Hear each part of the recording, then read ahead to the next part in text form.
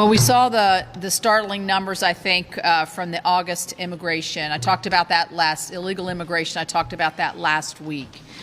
But this week, I also realized as I went to see what's called the Martinsburg Initiative in Martinsburg, West Virginia, where it's an all-hands-on-deck preventative initiative to fight addiction and the addiction crisis.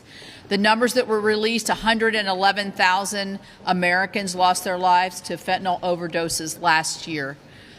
My state of West Virginia, per population, unfortunately leads that statistics, and our statistics went up 4.5% in terms of the number of lives that we lost.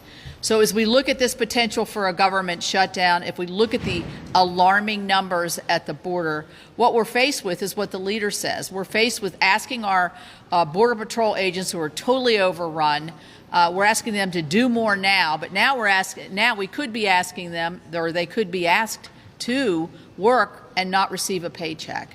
And so what happens? What happens to all these fentanyl deaths and the fentanyl coming over when we have a workforce that's overstretched and has to stop 224,000 illegals coming through? The drugs flood through and kill our Americans and our young people and our sons and daughters.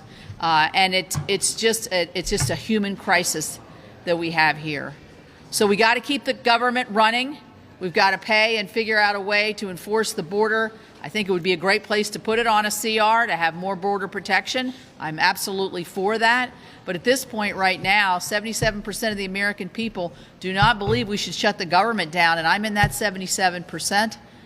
And I think it will have great impacts not only on the border, but also on those who are suffering from addiction and having issues with the flow of fentanyl that are coming across our border. Thank you.